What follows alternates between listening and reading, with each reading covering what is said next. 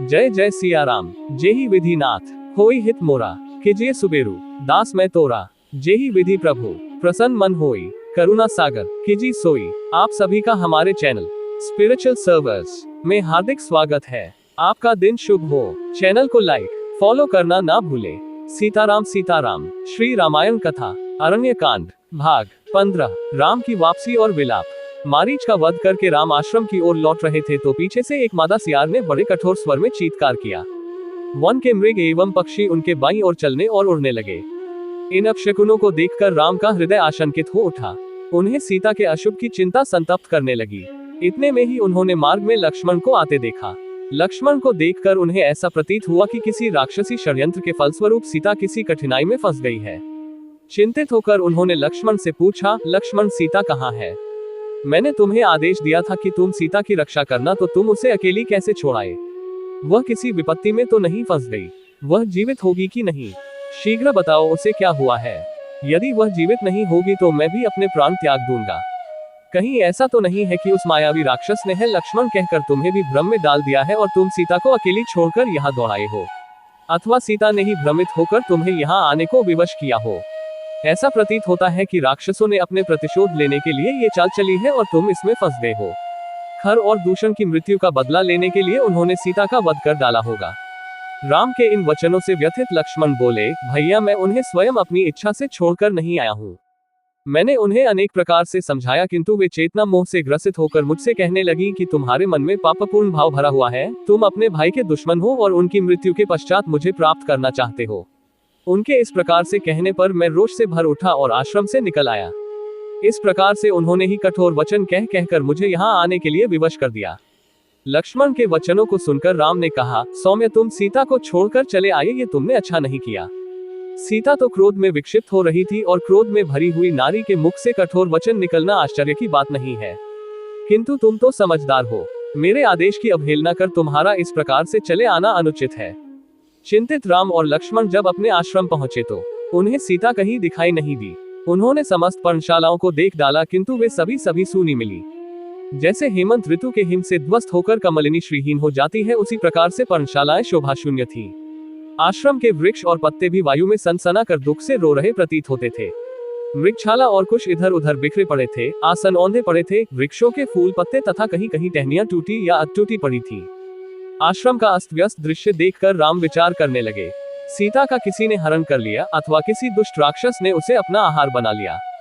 कहीं वह फूल चुनने तो नहीं गई या जल लाने नदी पर तो नहीं चली गई। जब सब ओर खोजने पर भी उन्हें सीता कहीं दिखाई न दी तो शोक के कारण उनकी आंखें लाल हो गईं।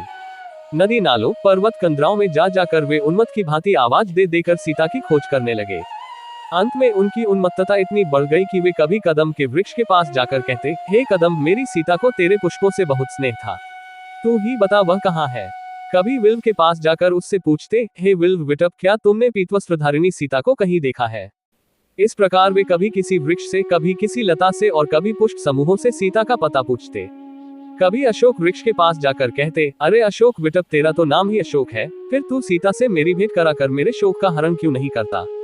फिर ताड़ के वृक्ष से कहते, तू तो सब वृक्षों से ऊंचा है, तू दूर दूर की वस्तुएं देख सकता है, देख कर बता क्या तुझे सीता कहीं दिखाई दे रही है? चुपचाप खड़ा न रह, यदि तू देखना चाहेगा तो तुझे वह अवश्य दिखाई देगी।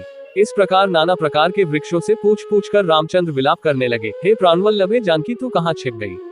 यदि तू वृक्षों की ओट में छिपकर हंसी कर रही है तो मैं तुझसे प्रार्थना करता हूँ, तू प्रकट हो जा। देख मैं तेरे बिना कितना व्याकुल हो रहा हूँ। अब बहुत हंसी हो चुकी, मैं हार मानता हूँ, मैं तुझे नहीं ढूंढ पा रहा हूँ, या तू सचमुच मुझसे रूठ गई है सीते बोल, जल्दी बोल, तू कहाँ है? इधर देख, तेरे साथ खेलने वाले मृग शावक भी तेरे वियोग में अश्रु बहा रहे हैं। सीते, तेरे बिना मैं जीवित नहीं रह सकता। मैं चाहता हूँ अभी तेरे वियोग में अपने प्राण त्याग दूं, किंतु पिता की आज्ञा से विवश हूँ।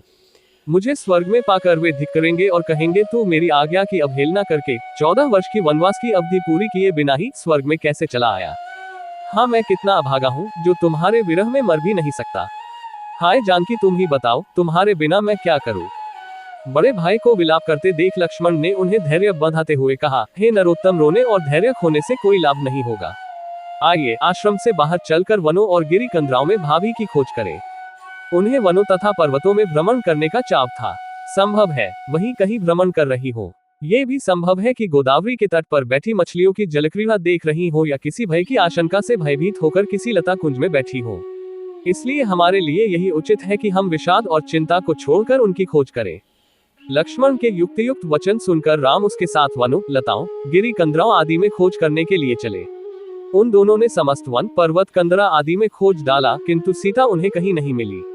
अंत में राम निराश होकर बोले, सौमित्र, यहाँ तो कोई ऐसा स्थान शेष नहीं बचा जहाँ हमने जानकी की खोज न की हो, परंतु हमें सर्वत्र निराशा ही हाथ लगी। अब ऐसा प्रतीत होता है कि मेरी सीता मुझे कभी नहीं मिलेगी। मैं वनवास की अवधि बिताकर जब अयोध्या लौटूंगा और माता कौशल्या पूछेगी कि सीता कहाँ है, तो मैं उन्हें क्या उत्तर दूंगा? मिथिलापति जनक को क्या मुंह दिखाऊंगा?